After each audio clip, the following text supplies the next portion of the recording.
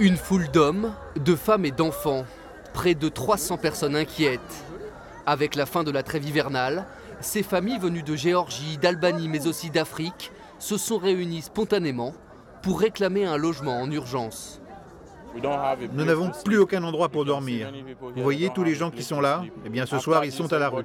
Je suis tellement stressée. J'ai 3 enfants, dont un qui est malade. Je ne sais pas quoi faire. Des familles sans solution qui prennent d'assaut le camion du SAMU social. À l'intérieur, les éducateurs tentent en vain de leur trouver une solution. C'est la première fois que nous on organise un bureau mobile, effectivement, parce qu'on savait que les gens allaient se mobiliser ce soir. Et oui, c'est assez incroyable, on ne s'attendait pas effectivement à ce que tout le monde nous sollicite comme ça. C'est même un peu flippant pour nous de voir autant de monde là, qui vient demander à ne plus être invisible. Des invisibles en centre-ville. Avec la fin de la trêve hivernale, chaque nuit des familles dorment sur les trottoirs de Caen.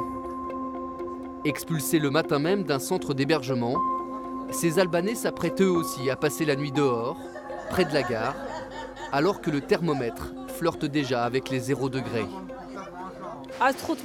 J'ai appelé le 115 à de nombreuses reprises, mais pas de réponse.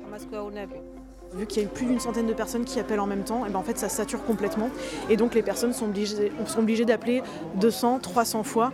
Quand les personnes montent leur téléphone, c'est souvent 300, 400 appels pour essayer d'avoir un répondant. Hier soir, après une longue attente, les familles les plus chanceuses sont parvenues à trouver une petite place pour quelques nuits dans cet ancien bâtiment administratif occupé depuis 1 an par plus de 250 personnes. C'est l'un des plus grands squats de France, un répit précaire en attendant de trouver une nouvelle solution.